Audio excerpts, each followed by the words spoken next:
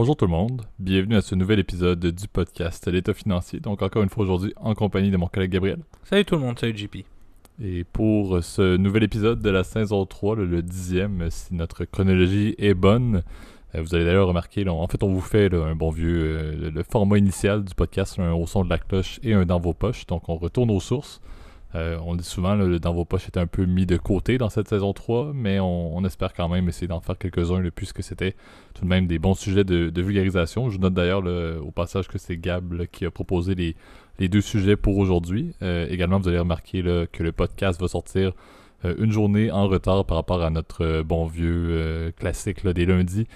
C'est congé férié, là, la fête du travail au niveau du Canada et des États-Unis, là, ce qui fait en sorte qu'on avait chacun des week-ends de planifier et qu'on avait effectivement pas la capacité de faire le podcast au préalable, mais on est effectivement les deux au Québec, ce qui fait en sorte que la qualité de tout le podcast devrait être adéquate et bien évidemment là, plus acceptable que c'était le cas dans les derniers mois.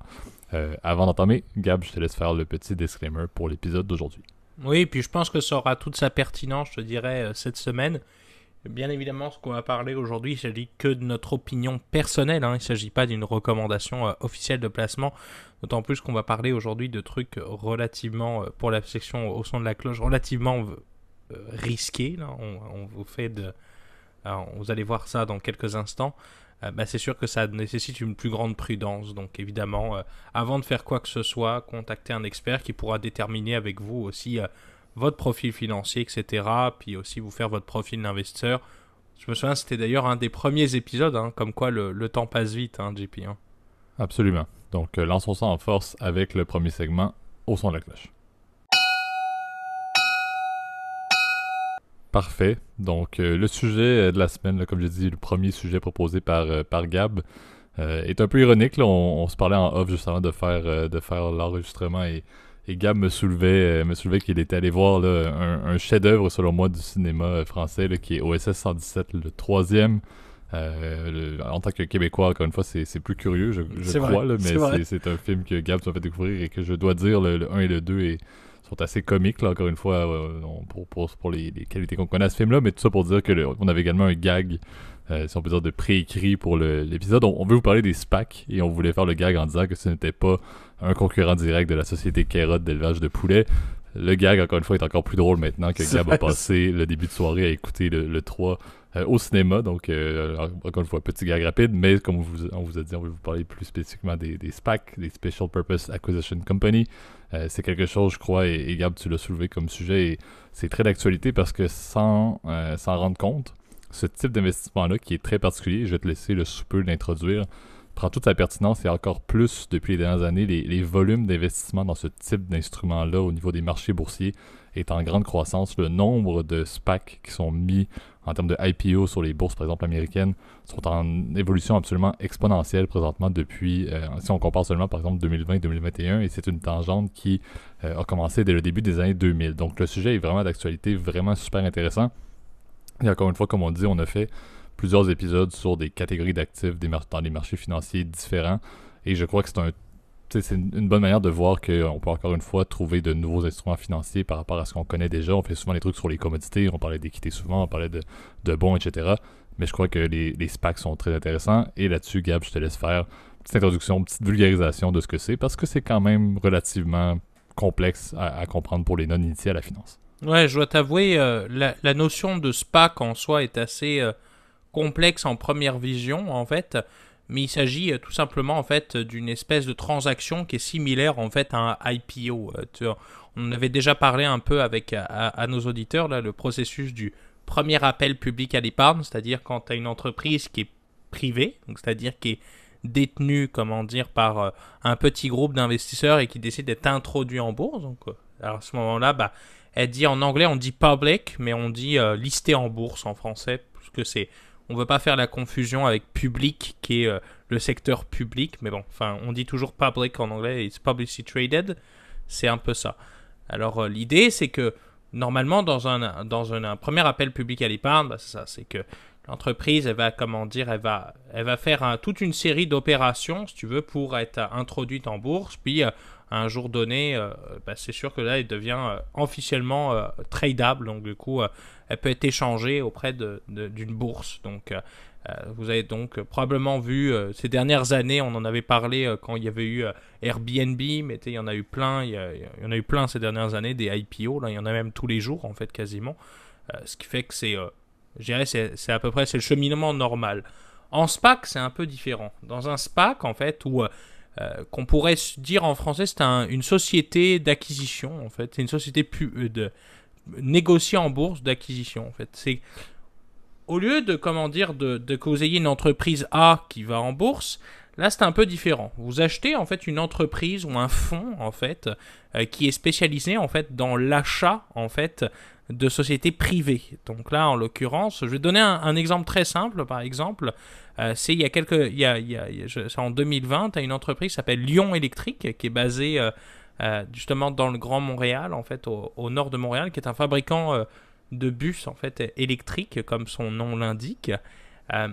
Si tu veux, eux, au lieu d'aller par un IPO qui pour le coup est assez long, très coûteux aussi pour une entreprise, puis qui implique aussi beaucoup plus de mécanismes, si tu veux, de banking qui sont beaucoup plus complexes et très longs, et bien là, l'idée c'est que grâce à justement à cette structure SPAC, ils ont été capables d'avoir été achetés par une société qui a déjà été créée à l'origine qui est une espèce de société écran au début. Donc, en l'occurrence, là, tu vois, pour le cas Lyon, si tu veux, c'est une société qui avait été créée depuis plusieurs années, qui pour le moment était inactive, tu veux. Et donc ça, c'est ça le SPAC. C'est cette espèce de shell company, donc de société écran qui est créée, donc qui est introduite en bourse. Donc c'est-à-dire que les investisseurs peuvent être déjà acheter ou vendre des actions. Puis ensuite, cette société-là, elle achète la fameuse compagnie. Donc c'est comme si, en fait, le petit devient le gros, en fait, tu vois, dans ce système-là.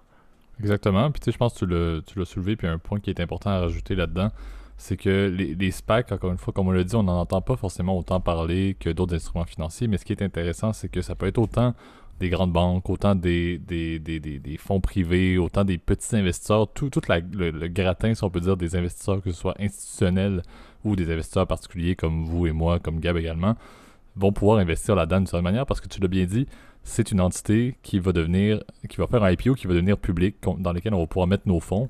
Et d'une certaine manière, un autre point qui est intéressant, c'est qu'en moyenne, comme Gab, tu l'as dit, un SPAC, ça a deux dénouements. Soit le SPAC, cette entité d'acquisition-là, pour laquelle, lorsque le IPO a lieu de ce SPAC-là, on n'a aucune idée en réalité de quelle est la compagnie qui va être acquise. Ouais. Pardon. C'est pas quelque chose qui est précisé. C'est justement le but de dire, en se fiant un peu sur l'expertise, sur les gestionnaires, sur les personnes qui font partie de la compagnie, justement, du SPAC, de voir un petit peu, on s'en va vers quelle industrie, quel genre de compagnie on peut se faire une idée également, comme tu l'as dit Gab, dépendamment d'où est-ce que c'est listé, dépendamment de quelle industrie, quelles sont les compagnies privées qui peuvent être intéressantes présentement, mais c'est intéressant de noter qu'il y a deux dénouements, soit une acquisition, ce qui est le but ultime d'un SPAC bien évidemment, ou bien s'il n'y a pas eu aucune acquisition qui a été réalisée, je crois qu'en général c'est 2 ans, la période requise dans laquelle un SPAC doit agir pour acquérir une compagnie.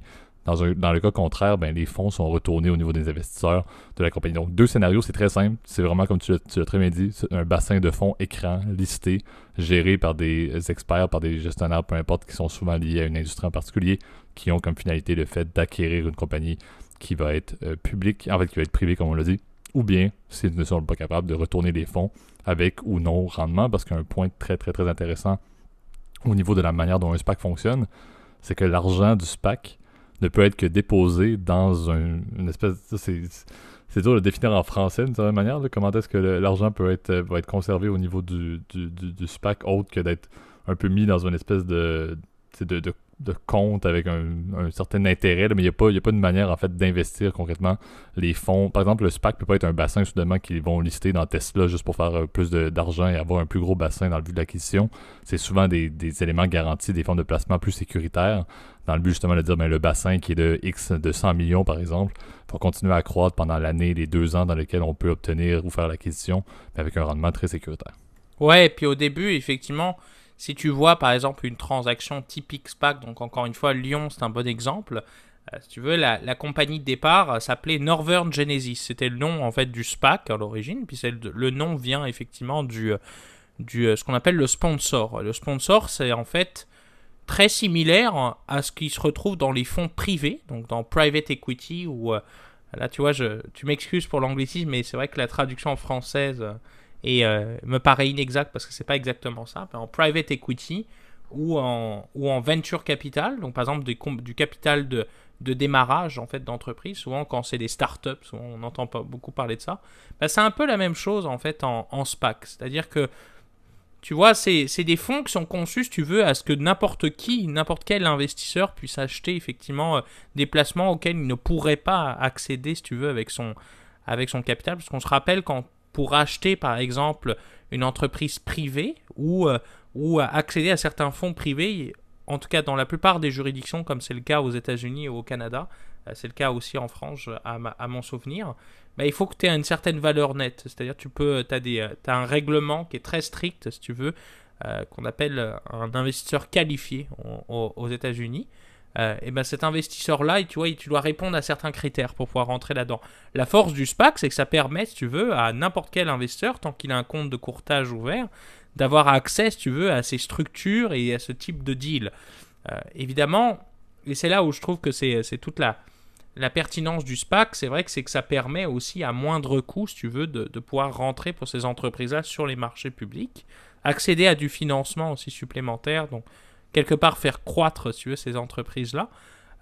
Évidemment, le point, et je pense qu'on pourra le détailler évidemment beaucoup plus en détail aussi plus tard, c'est sûr que évidemment, ça vient avec des risques évidemment qui sont beaucoup plus accrus parce que, comme tu l'as bien dit, JP, bah, le sponsor du SPAC, il ne sait pas qu'est-ce qu'il va, il va dire effectivement, quelle entreprise il va acheter et est-ce qu'il va réellement être pérenne.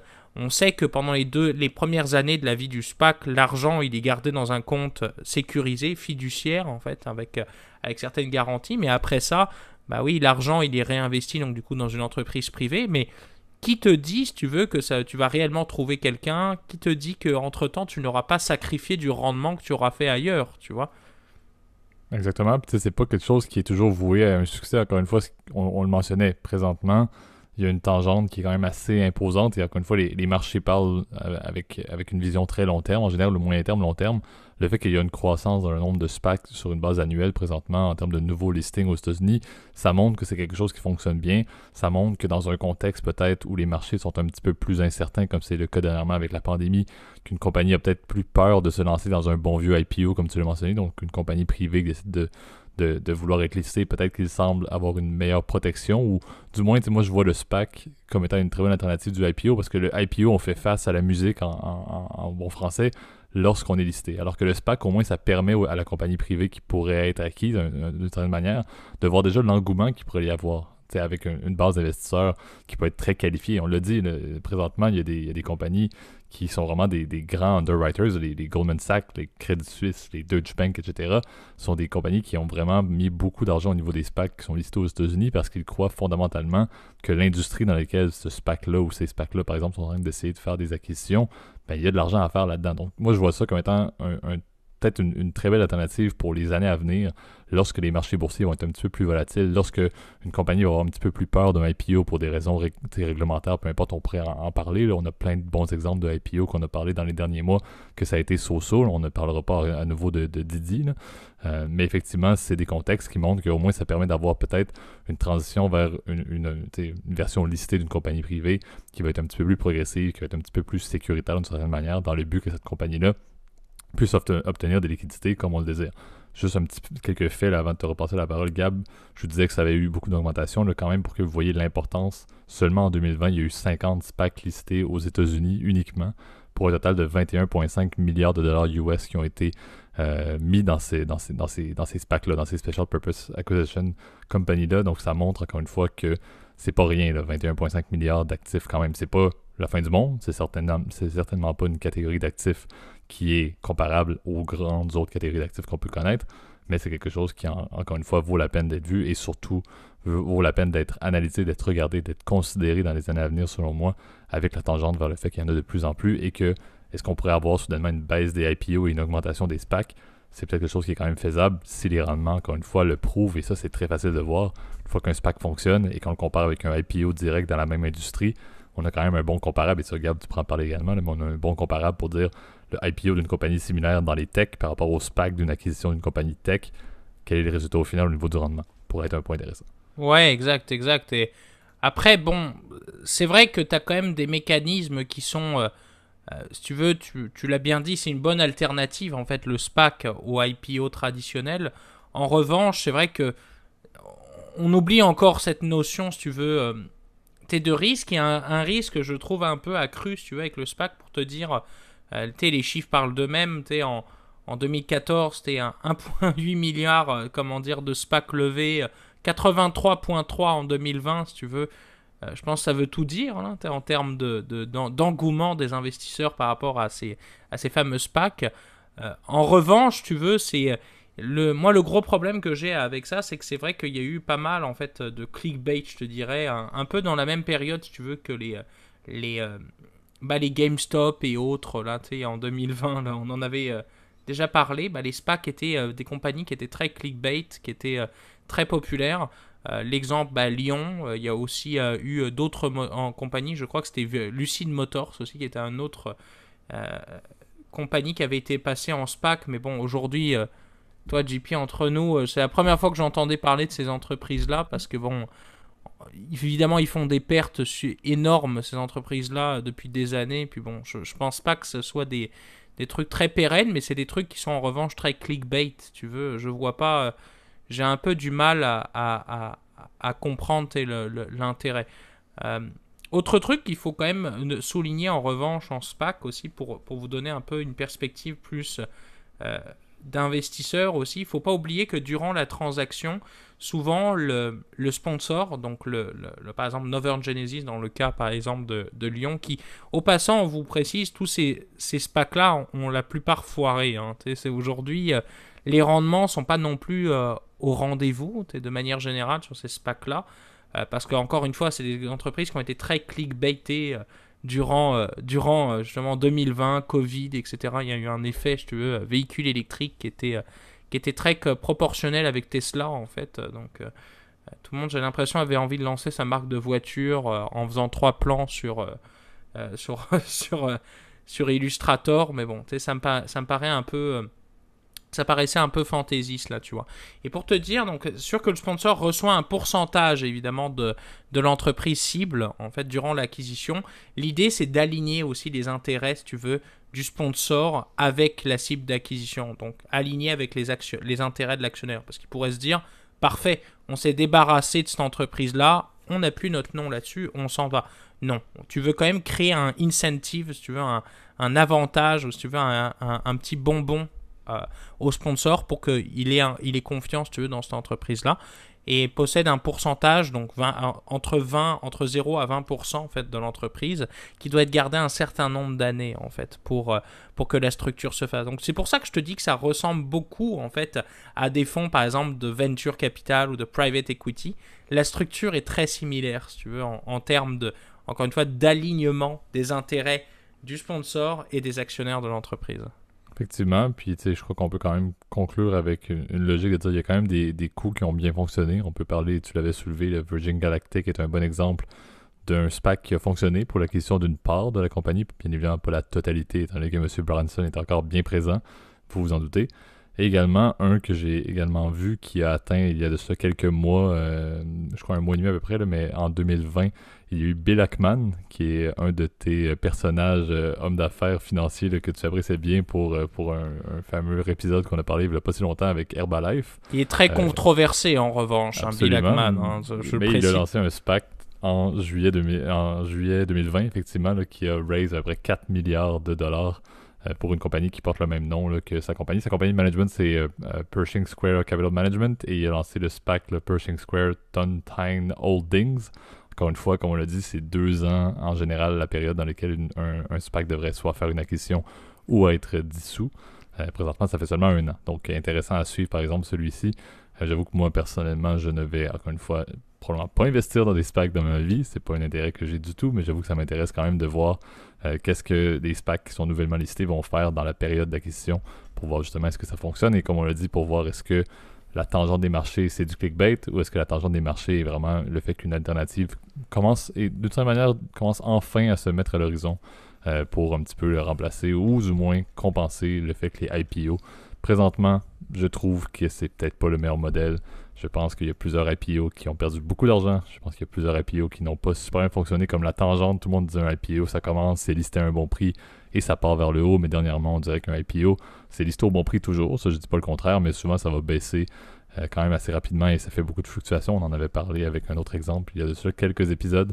Donc, j'avoue que ça montre un mécanisme alternatif que je crois, moi, j'accueille à bras ouverts dans les marchés.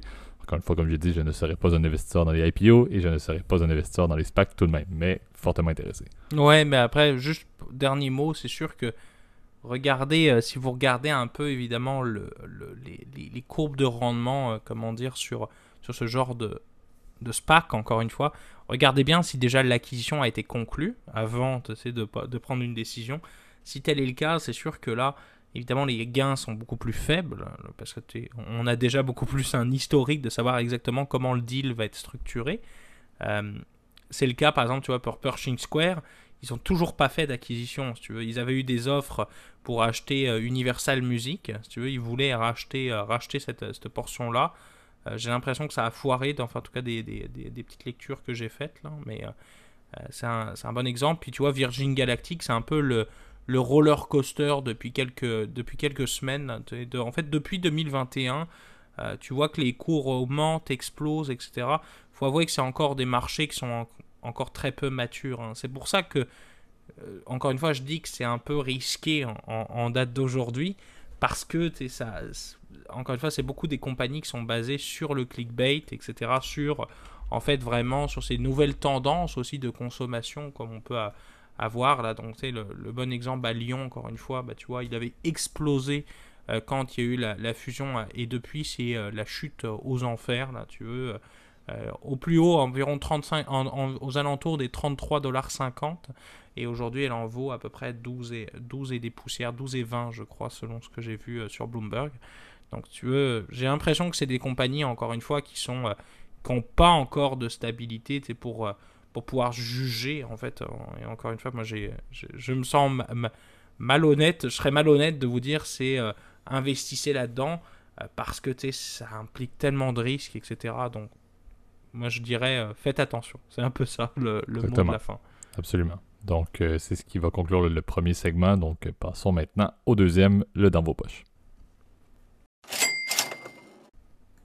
Parfait. Donc, pour ce deuxième et cette fin de podcast, un petit dans vos poches avec un sujet de plus de finances personnelles que tu as soulevé, Gab, à nouveau, comme j'ai soulevé là, au tout début de l'épisode. On va parler un petit peu plus des prêts étudiants. On doit quand même en parler. Là. C'est un sujet qu'on a beaucoup de points. Je pense que ça va peut-être être un petit peu un mix entre un dans vos poches également peut-être un place au débat d'une certaine manière parce qu'on ne va pas vraiment vous vulgariser les prêts étudiants. Là. C'est quand même assez direct là, comme concept. Là. C'est pas quelque chose il n'y a pas grand chose à cacher sur le fonctionnement d'un prêt étudiant. Là. À la base, c'est une forme de financement dans le but de faire des études souvent post-secondaires. Là.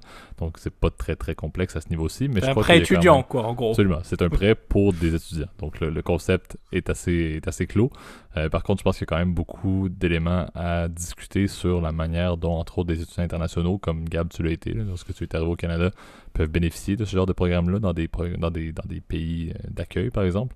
Mais également de parler un petit peu plus du concept, peut-être du surendettement. Là. Il y a beaucoup de pays, dont les États-Unis, qui sont un peu le summum là, de ce concept-là, là, où des étudiants se retrouvent avec un fardeau financier de presque toute leur vie parce qu'ils ont décidé d'accéder, par exemple, à des études universitaires. Donc ça, c'est un autre point que je voudrais qu'on parle. Et le troisième point, peut-être, que je voudrais soulever, c'est également de discuter qu'est-ce qu'il y en est au niveau de la variation des taux.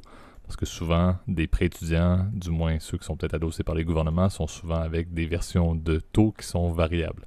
Donc, on peut quand même en parler dans un contexte où maintenant, en tant qu'étudiant, les personnes ont des taux qui sont hyper bas, mais il peut quand même avoir un risque si on a des fameux rate hikes qui se produisent, ce qui pourrait se faire dans les prochains mois, prochaines années.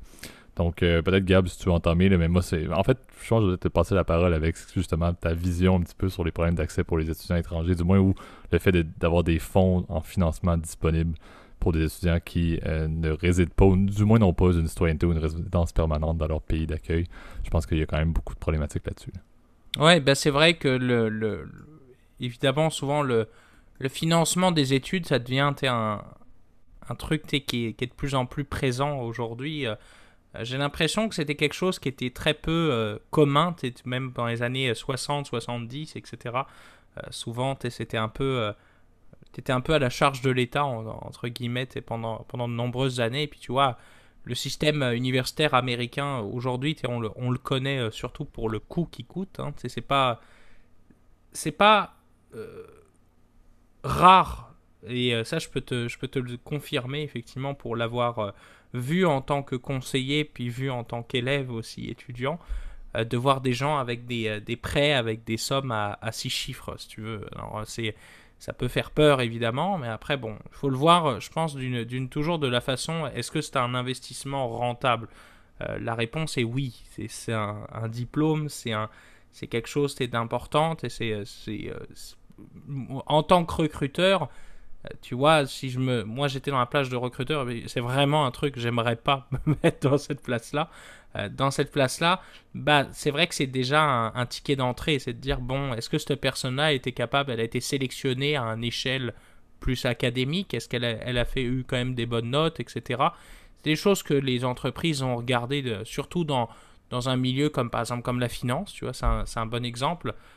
C'est sûr que l'importance des notes, etc., de la réputation aussi de l'université va être quelque chose qui va être prise en compte, bien évidemment, quand tu vas appliquer dans un poste. Donc, c'est con, t'auras beau être le mec le plus brillant du monde, si t'es contre des mecs qui sont diplômés d'Harvard, bah c'est con, mais tu risques de pas être pris parce que la personne au recrutement, le premier truc qu'elle va regarder, c'est quel diplôme tu as. Donc, c'est vrai que c'est toujours je pense que c'est quand même un investissement qui est très rentable, mais c'est vrai qu'il est très coûteux. Hein. Donc c'est vrai que faut toujours calculer, de savoir évidemment est-ce que c'est réellement rentable de le faire effectivement. Est-ce que le fait de poursuivre des études est rentable? La réponse est dans 99%, c'est oui. C'est de nos jours, en plus, c'est très rare d'obtenir des emplois qualifiés sans avoir au minimum une licence et encore.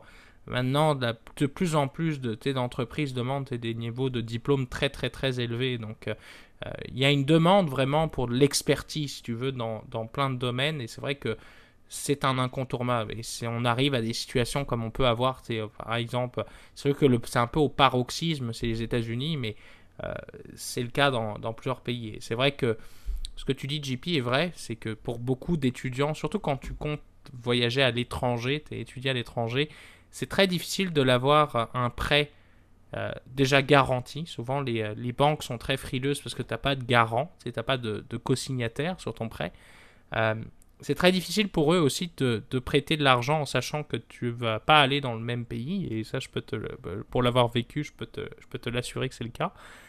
Puis souvent, ton pays d'hôte, donc ton pays d'accueil, pareil, étant donné que tu as un statut d'immigration qui fait que tu n'es pas chez toi, c'est vrai, ils peuvent avoir de la difficulté à te le faire, voire carrément ne même pas te recevoir si tu veux pour en rendez-vous. Là. C'est exact.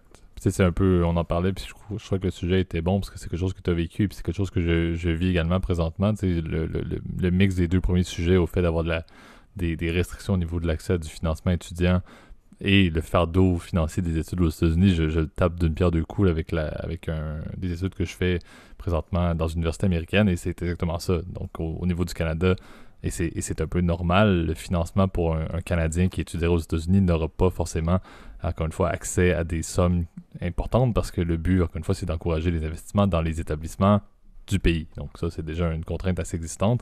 Et on l'a dit, le fardeau financier, quand on parle par exemple juste d'une maîtrise universitaire, souvent, dans un format conventionnel, et aux États-Unis, encore une fois, c'est bien pire, mais on ne pourrait pas parler de quelque chose qui tourne souvent en dessous, du moins pour des MBA, pour des maîtrises en finance, etc., du 75 000 $ US en montant. Donc, c'est certain que c'est des investissements qui sont considérables. Tu l'as dit, Gab, c'est des investissements qui sont, oui, pertinents, mais de faire le coût-bénéfice d'une certaine manière, également en considérant les restrictions que vous pourriez avoir en termes de financement. Mais là, c'est là où vous devez vous lancer un petit peu dans les décisions à caractère financier qui sont imposantes parce que vous allez devoir, encore une fois, prendre en considération justement le gain éventuel de votre diplôme. Le fait de juger, après une période où j'ai eu mon diplôme, peu importe dans quelle discipline vous étudiez, mais que vous dites, OK, après 6 mois, je devrais avoir eu telle condition, telle évolution de mes conditions salariales, de mes conditions, peu importe, de revenus, dans le but de pouvoir y arriver, encore une fois, avec vos paiements qui continuent. Donc, le fardeau financier, la restriction pour les étudiants étrangers, c'est quelque chose qui peuvent être des vecteurs qui limitent les personnes à s'intéresser, à poursuivre des études, encore une fois, qui sont un peu soit leur rêve ou leur désir pour leur suite de carrière dans le pays qu'ils désirent également. Parce que maintenant, en 2021, vous le savez, vous êtes capable de faire les études n'importe où, n'importe quand. Si vous avez les moyens, c'est pas une complication. En fait, la technologie le permet maintenant, c'est vraiment une formalité plus qu'autre chose. Le point qui reste également à considérer, et on l'a dit, c'est le fait de dire, une fois que vous avez pris la décision de vous embarquer, une fois que vous avez pris la décision d'avoir un fardeau financier X, Y, Z, peu importe le montant, et bien évidemment la situation financière de chacun, c'est de dire comment est-ce que vous gérez maintenant ce montant-là, ce remboursement-là, pendant combien de temps, et surtout, quels vont être les effets des décisions courantes en termes économiques et financiers, encore une fois, sur les paiements que vous allez faire. Et le point clé qu'on dit souvent, et c'est quelque chose qui est très fort au Québec et au Canada en termes de prêts étudiants, encore une fois émis par le gouvernement, c'est le fait que les taux ne sont pas fixes. C'est des taux qui vont évoluer en fonction du taux directeur, qui sont basés sur le taux directeur. Donc le fait présentement que les taux sont relativement bas, avec une évolution potentielle, c'est à considérer encore une fois en termes de fardeau. C'est un point que je trouvais quand même important à noter. Là. On l'oublie dans une certaine mesure. Là. Mais quand on dit c'est un fardeau pendant des années, c'est pas on paye 20$ par mois juste pendant 50 ans et on est correct. Là. Il y a quand même une logique, il y a quand même un impact sur votre planification financière personnelle que l'évolution, encore une fois, de ce montant-là, de ce financement-là et de ce taux-là. Ouais, et puis c'est vrai que la surprise vient, t'es pas forcément que du taux d'intérêt.